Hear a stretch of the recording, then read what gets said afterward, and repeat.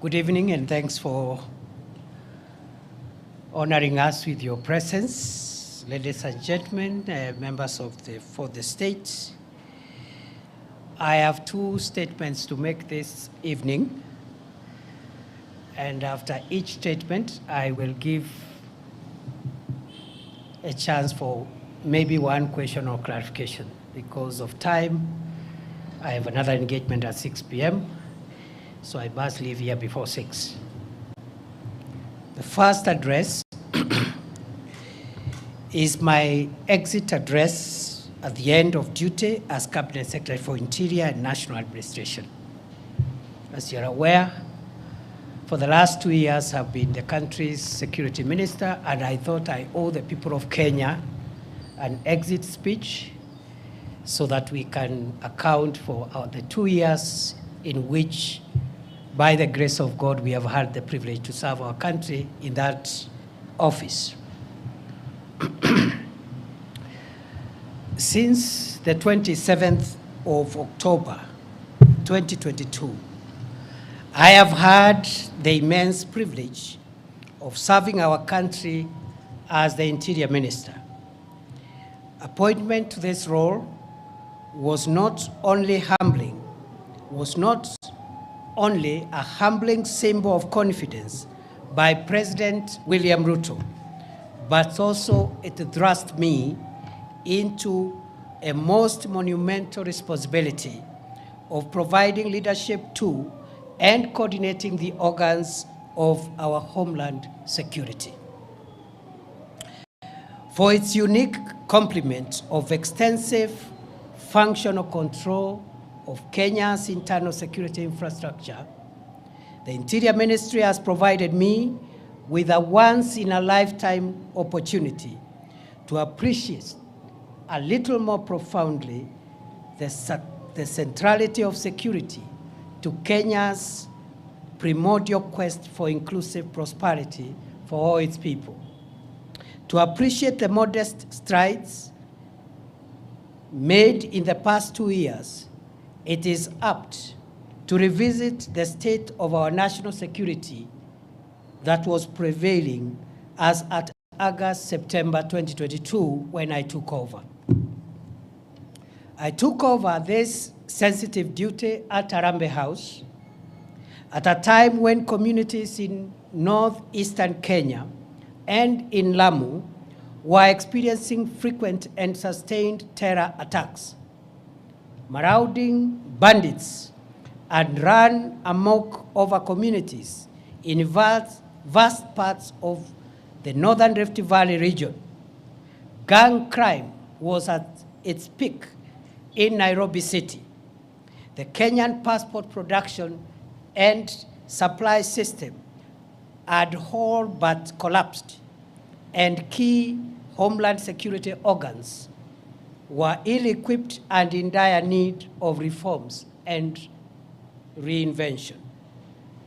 The end of my tour of duty as Kenya's Interior Minister of 2 years invites an introspection and reflection on the journey that I, with the loyal and patriotic support of hundreds of thousands of officers and staff in the police, prisons, immigration, and other citizen-facing services of the ministry, have traveled. I attribute any successes that were achieved in the last 2 years to make Kenya safer during the last 2 years. I attribute this success to the various ranks of officers and staff of the ministry. However, any performance inadequacies during my tenure are mine, because I believe the ministry staff and officers did their best. 24 months of hard work by frontline multi-agency formations embedded deep in the forests of the Bonny Enclave has paid off with 2 years of calm. Sacrificial fighting power of elite police formations in the forward operating bases spread along the risky frontier areas of Liboi, Fafi, Div, Kotulo, and such like areas have resulted in 2 years of great victory over dangerous terrorists who would have otherwise hurt Kenya and its people. Fellow Kenyans, it has been the honor of my life not only to oversee a coordinated and policy-driven war against terrorists, but also to visit the elite police units protecting Kenya and its people at some of the most dangerous locations in our territory. Each moment, I had a chat or shared a meal or even took a selfie with security officers in the front line in the war against terror. There was always a profound surge of pride in the knowledge that a dedicated and patriotic cohort of our security forces remain alert day and night to prevent terrorists and other dangerous criminals from accessing Kenya to cause harm to its people. For protracted periods, I have traveled by air, land, and sea to oversee counter-terrorism operations in Ziwa la Taa, Poromoko, Kiunga, Mpeketoni, Lango la Simba, and other parts of Lamu, sometimes on Christmas Day, some other times on Good Friday, or other times covertly at night, just to make sure that we got it right. I have been to Wajir, Mandera, Takaba, and other parts of our country exposed to the threat of terror, just to give morale to frontline security officers and their commanders, and also to listen to communities in search of durable solutions against the violence of terrorist groups. Throughout the past 2 years, nothing has given me greater sense of fulfillment than the long days and sometimes humid nights spent in some of the farthest outposts within our territory.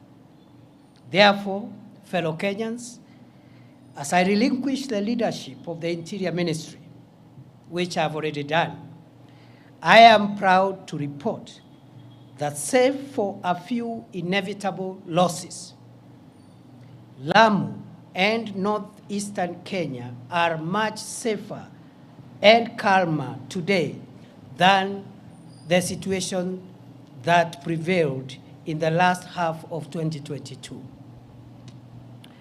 To our gallant security officers who paid the ultimate price with their limb or life to keep Kenya safe, I salute you and promise that Kenya will never forget your valor and patriotic sacrifice. May the souls of the officers who have lost their lives in the protection of our homeland and its people find perpetual rest in eternity. Equally, the memory of civilian souls lost through injury inflicted by terrorists will forever evoke our collective duty to keep Kenya free from danger, whatever its source. Fellow Kenyans, by the end of 2022, over 135 innocent Kenyans, including 20 security officers, had been killed by marauding bandits in parts of Baringo, Laikipia, Samburu, Turkana, West Pokot, and Elgeyo-Marakwet counties within a span of 6 months. During the same period, dozens of schools were closed, thousands of families were displaced, and public amenities destroyed by bandit gangs, some of whom converted school classrooms into permanent dormitories for bandit families.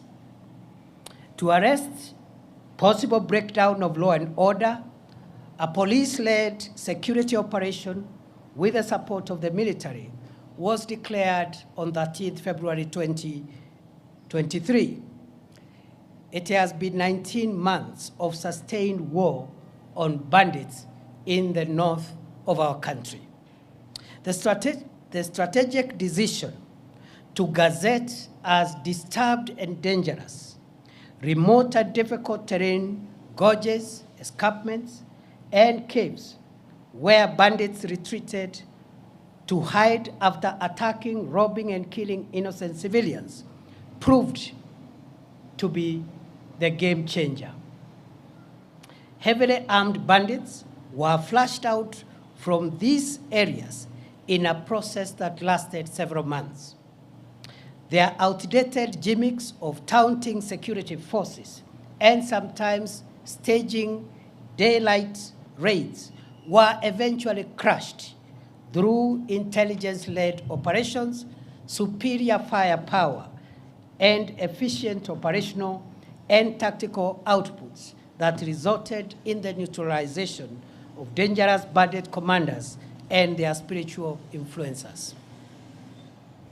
19 months after President Ruto ordered the most consequential security operation against banditry ever to take place in northern Kenya, the infrastructure that had sustained banditry for over 4 decades has been suppressed and dismantled.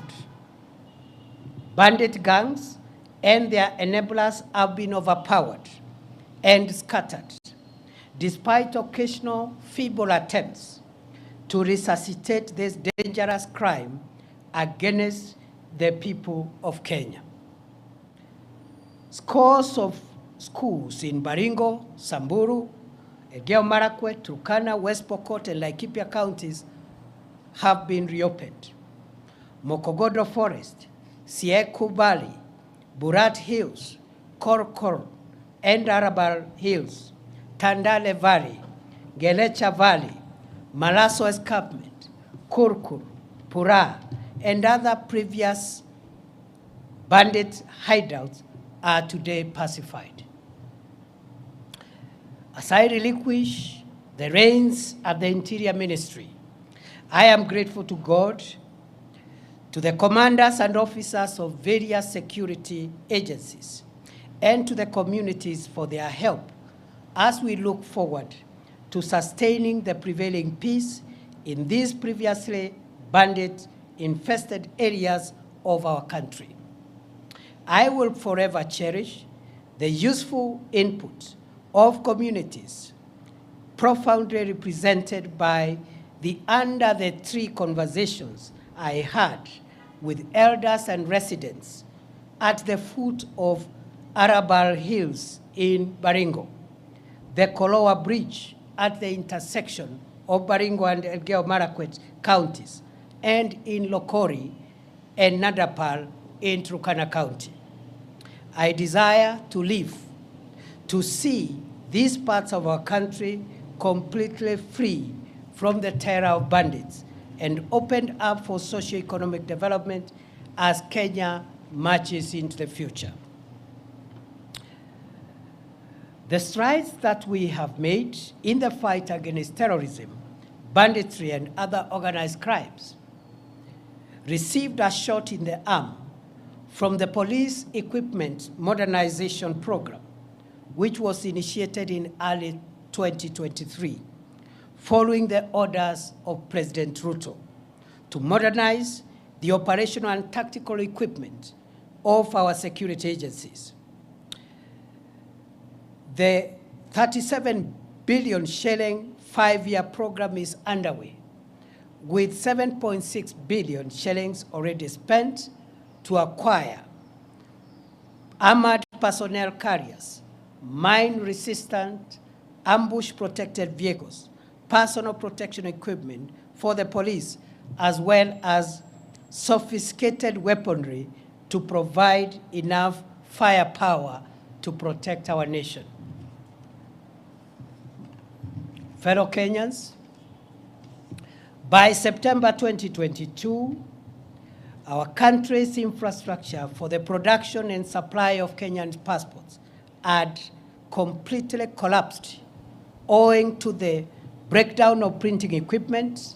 Huge supply security institutions began in earnest on 21st December 2022, when the Presidential Task Force on Reforms of the National Police Service, the Kenya Prison Service, and the National Youth Service was established. While the work of the task force took longer than expected due to the expansive terms of reference, its final report has already been presented to the President. And one of the last actions I took before I left the ministry was to gazette the National Steering Committee under the leadership of the Principal Secretary for Internal Security, with a mandate to ensure full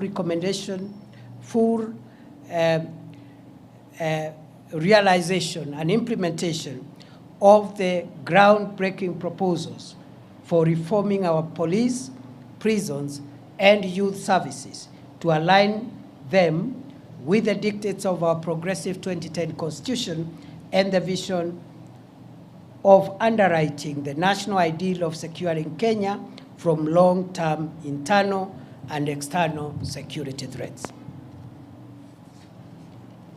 Fellow Kenyans, throughout my tenure in office, I have benefited from direct support and encouragement of President Ruto. I thank him for giving me the privilege to serve my country as the Interior Minister for an uninterrupted 2 years. I am most grateful to the principal secretaries and officers of all ranks within the state departments and other agencies that fall under the Ministry of Interior for great teamwork, support, and encouragement.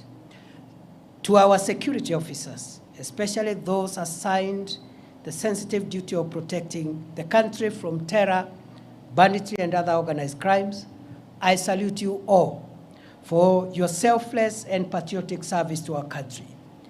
I send warm greetings and best wishes to all officers, especially those in far-flung forward operating bases, our officers in the multinational security support mission in Haiti, as well as the ranks of the National Government Administration Officer System, the NGAO system, with whom I have developed close and cordial working relationships during the past 2 years.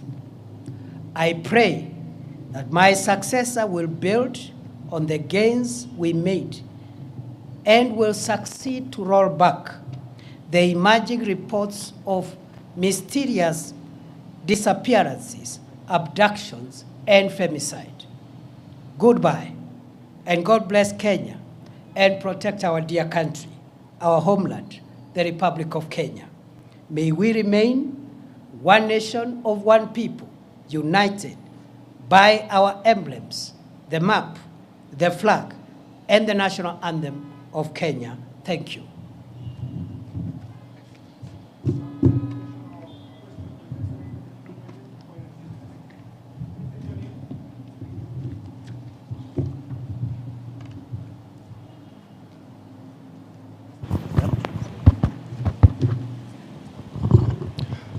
My name is Eric Owenga, labda kwa Kiswahili Bwana Naibu Rais.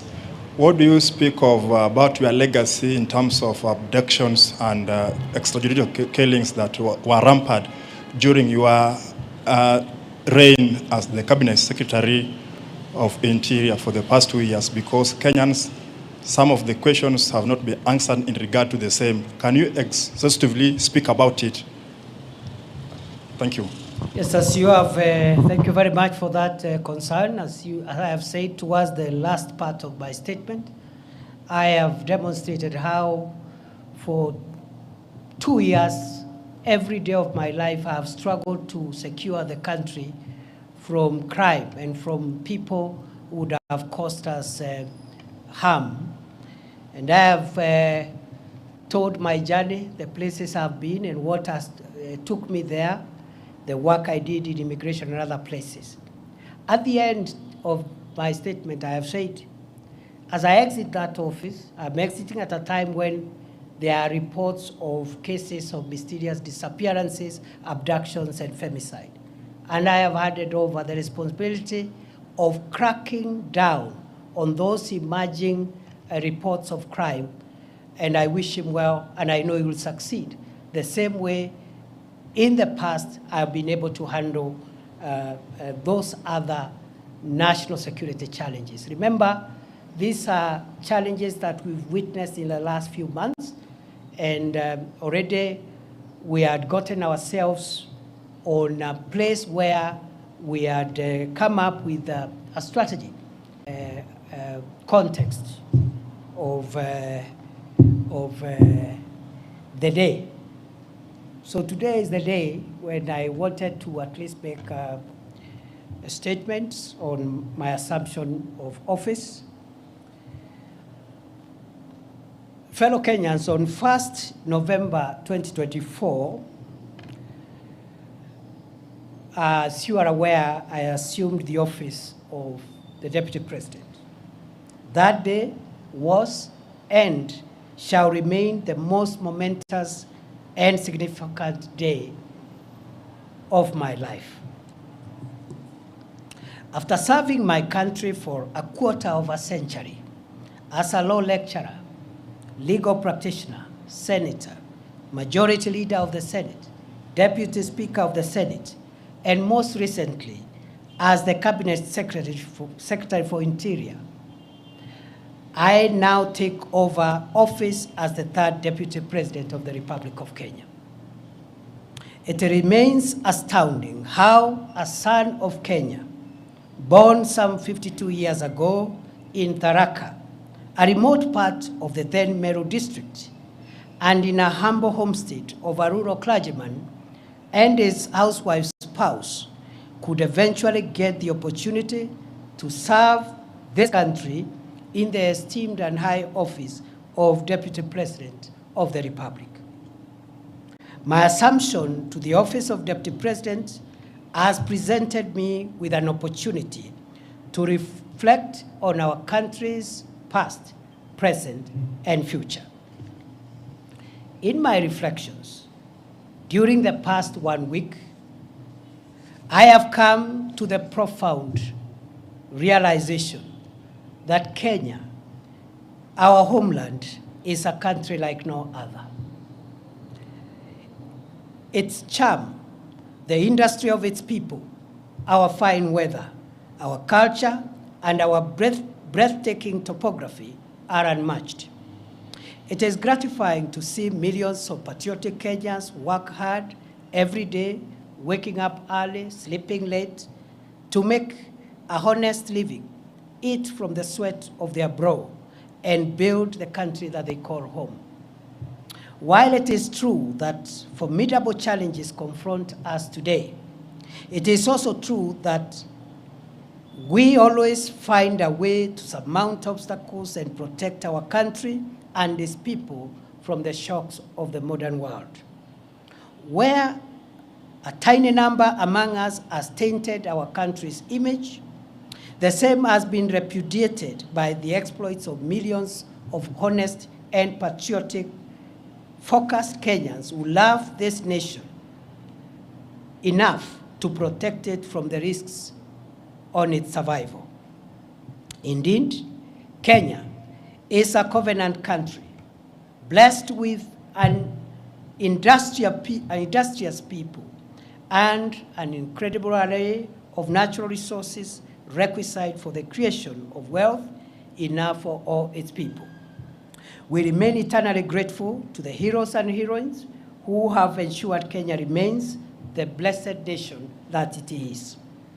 As we reflect on our challenges, let us capitalize on the jolting of these challenges to write a new, better, and brighter chapter for Kenya. We should heal our divisions, solidify our national unity, and pursue our country's goals as brothers and sisters, joined by the permanent bonds of our common heritage and our common future. I have had occasion in the past few days to ponder on how the orderly transfer of authority as called for in our Constitution takes place seamlessly in our country. I realize that my ascent to the office of Deputy President has taken place on the back of a hotly contested constitutional process. For weeks, the country was glued to parliamentary and judicial events whose completion is a testament, or was a testament, to our country's democratic credentials and the integrity of our constitutional institutions. I am humbled to be of service to this country as its Deputy President, and to formally take the reins to support and assist President William Ruto and the team he leads towards the realization of his vision to deliver the transformation of Kenya. It is an honor to serve my country at such a time as this, when Kenya is moving forward and upwards to the heights that our forefathers envisaged when they fought for the establishment of our republic. The founders of our nation and those who fought to make us a free people triumphed over the oppressive chains of colonialism, not only because they worked hard for it, but because they remained united. Today, as in the past, the quest for national unity is undeniably the most profound aspiration animating our national conversation. Why? Because we are coming from a rough patch where we had been enthralled in a rather unfortunate conversation about distinction, difference, and division. At a time when the country desperately requires a rallying call to pull together to steer our nation to greatness during these challenging times. Kotalel Somoei, Dedan Kimathi, Mekatilili Wamenza, and later Jomo Kenyatta, Ronan Gala, Oginga Odinga, Masinde Muliro, and many others worked hard to set free the whole of Kenya, not parts of Kenya where they were born or raised. They refused to see themselves as liberators of their places of birth, choosing instead to consider themselves as brothers and sisters connected by the common past of their ancestry and the shared future of the generations that would come after them. We learn from these gallant sons and daughters of Kenya that for us to defend our freedom, sovereignty, territorial integrity, and economic transformation, for us to overcome inequality, poverty, and the need in our midst, we must harness and aggregate the collective daily struggles of ordinary Kenyans for our common good. For the aspiration of forging a united Kenya to materialize, we must accept each other, recognize our equality, accept that diversity and difference among us are for building rather than destroying us. A united nation is better equipped to deal with the challenges and overcome the obstacles we face in an increasingly complex, unpredictable, and insecure world. Kenya's viability is guaranteed only if its diverse components and segments converge in pursuit of common ideals, notwithstanding our linguistic, ethnic, religious, or political orientations. As I assume the functions of the esteemed office of the Deputy President of Kenya, I pledge to support and assist President Ruto to canvass, defend, and accelerate national unity, but also to canvass, defend, and accelerate the implementation of the bottom-up economic transformation agenda on which his administration was elected 2 years ago. I will work with my colleagues in the cabinet, as I have done in my previous role during the past 2 years, as we look forward to opening a new chapter in our collective effort to deliver the economic transformation and empowerment of the people of Kenya to realize better standards of living. The government has made significant strides towards the transformation of our food security situation, health, education, as well as stabilizing spikes on prices of essential household commodities since September 2022. The government's resolve to introduce a higher education funding model that is student-centered and to roll out universal health, affordable housing, and other initiatives require constant communication for public buy-in, input, and feedback in the spirit of a people-centered delivery of our country's development agenda. I have no doubt whatsoever that well-crafted public-private partnership projects are essential for the realization of strategic public sector infrastructure development projects and will cushion our country from incurring unsustainable debt for financing our country's development needs. As we pursue Kenya's economic transformation and strengthen the bonds of our national unity, now is the time to ask every citizen to introspect on their contribution towards the actualization of the Kenya we all want to live in. The values of honesty, hard work, patriotism, family, and all other values of our civilization, faithfully transmitted through generations, makes it possible for us to transform this country into a more inclusive, equitable, and cohesive nation in which every citizen is able to live free from fear and want. A Kenya where every citizen has a realistic opportunity to attain good health, wealth, and safety. Our ambitious ideal for a new Kenya will be actualized by sacrifice, hard work, pulling together, eschewing the blame game, and loving Kenya more than our subnational affiliations. It is possible to converge our diverse subnational interest into broad collective national interest as the surest way of realizing Kenya's viability as a solid, respected, competitive, devolved, modern, democratic, plural society able to assert itself in the world for centuries to come. Only a country of opportunity that Kenya is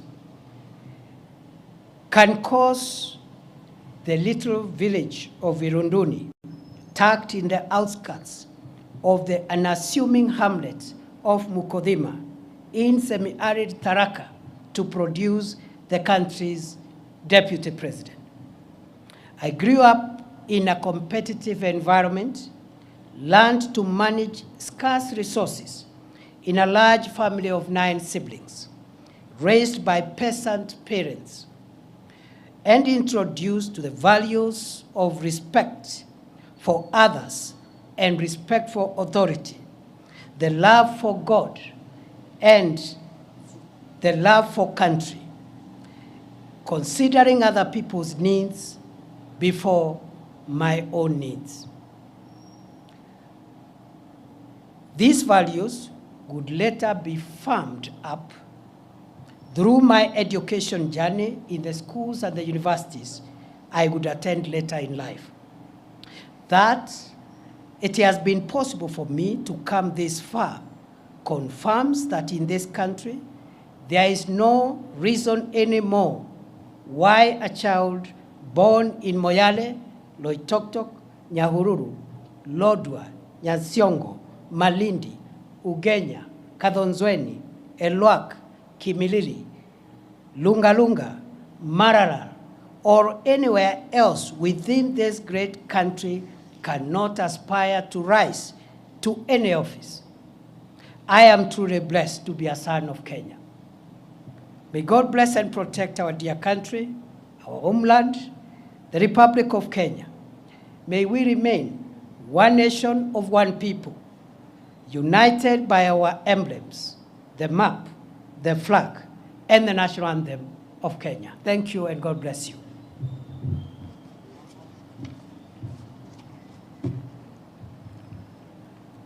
I'll take maximum 2, please. Thank you, Excellency. My name is Melita Oletenges for Citizen TV. My question is, you are stepping into this new role at a time when counties have not had a disbursement of funds for about 4 months, and it is causing a cash crunch there. And now that you're going to also be the chair of IBEC, how do you attend to accelerate this and ensure that services in the counties roll as they should be? Kyo? My name is Sydney Chazima. My question goes to what you've mentioned about national interests. And recently, while performing your duties as the Deputy President, you spoke before the judiciary at the 12 years anniversary for the Supreme Court. And you mentioned that there need to be a place where the courts consider the national interest as opposed to the public interest. Someone may misconstrue this as the executive trying to exert its pressure on the courts. What would you make of this? Thank you. Those are very good questions. I would like to respond to them as follows. It is true there is a bit of cash disbursement delay for counties, which is unfortunate. But I think the context for that situation is that this country in the last 2 years have come from a very difficult macroeconomic situation. And it has taken 2 years of hard work under the leadership of President William Ruto to tackle the macroeconomic stability of the country, stabilize the shilling, stabilize essential food prices of essential commodities, including fuel, and so forth and so on. For the first time this month, inflation is at 2.7%, the lowest in 17 years. The last time the inflation was at that level was in 2007, just before the post-election election violence, at the peak of President Kibaki's best economic situation. And therefore, the heavy lifting that the country has had to do is now behind us. We can only do better. I am going to convene as soon as possible the consultative forum under the auspices of IBEC, and I believe the short-term issue around disbursements should be tackled in a more sustainable manner so that we don't just release what is outstanding, but we find mechanisms of ensuring that we don't have similar delays in the days ahead. So that is something that I'm seized of. Just the way we have tackled other issues and economic challenges, we're going to tackle the disbursement to counties promptly, and that is what the Constitution requires, that the national government must ensure that counties receive their funds within the required time. Secondly and lastly, I've been asked to comment about the comments I made at the Judges' Conference. And at the Judges' Conference, I said, first and foremost, that conference was not a meeting between the executive and the judiciary. It was a conference for the court to introspect and reflect on how the judiciary has performed, especially the Supreme Court, in shaping the jurisprudence of our country and interpreting our Constitution. And therefore, it was an opportunity to look at the successes, the challenges, what has been done correctly, and what perhaps needs to be relooked. It's in that context that I gave the views from where I sit, based on my legal background. I made the remark that I believe the Supreme Court of Kenya has done a fantastic job in interpreting the Constitution. For 12 years, what the Supreme Court of the Republic of Kenya has done is equivalent to what some Supreme Courts have done in 50 years. So we are very proud that our institutions are not only efficient, but they are on a trajectory of fast maturity. At that point, because it was a moment for introspection, I said, the jurisprudence that the court has given us about public interest is very refreshing and welcome. And then I remarked, going forward, as the Supreme Court consolidates its own jurisprudence and enhances it, perfects it, it is worth reflecting, even beyond public interest, whether our Constitution allows our Constitution allows the court to distill existential values of the state. And I told the meeting that those existential values are found in two places. One in chapter 1, which is the foundational chapter that establishes our country, defines what Kenya is, the map, the territory, the coordinates, and the fundamental principles, including devolution. And then, chapter 14 on national security. Article 238 in particular contains some elements of what one would call existential and primordial elements of the existence of Kenya. That Article 238 says that there are certain core interests of Kenya that must be protected. And that's why the organs of national security are established, to make sure that Kenya does not disappear. It survives. Territorial sovereignty of Kenya. That's why our KDF will do whatever it takes to make sure that other nations, enemies of Kenya, don't overrun us. The territorial integrity of Kenya, that no foreign country can violate our airspace, our land, or our sea space.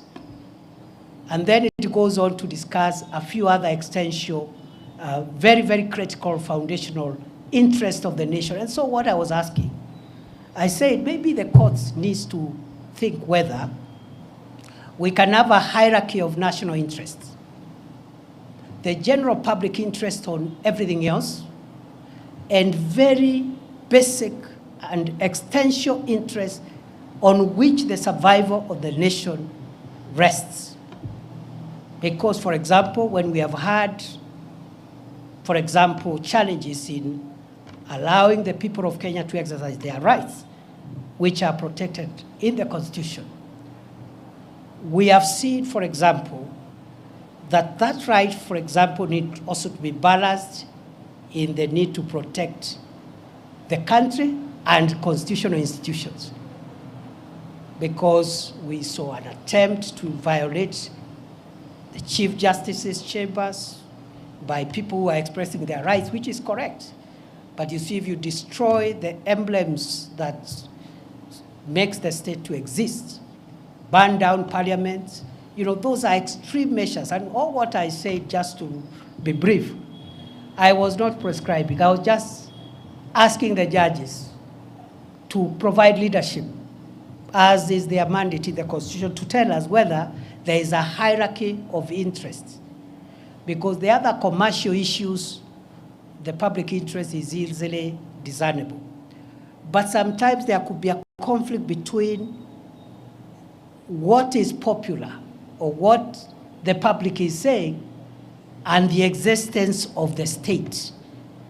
And I provided evidence at chapter 1 of the Constitution, which is the foundational principles, and Article 238 that tells our organs of national security to protect the borders of Kenya, to protect the existence of Kenya and its institutions.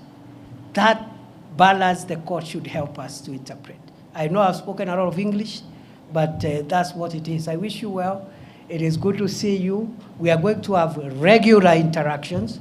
On a light note, you know, the other job was a bit constraining because of the operational support that required me to be where action was taking place in terms of defending the country's vital interest of homeland security. But with a new role, I'll be much more available. We are open to the input of the people of Kenya. We are open to even positive criticism from the media, from civil society, so that we can all converge our various views and opinions on how we can build a stable, solid democracy called Kenya. Asanteni sana, Mungu awabariki.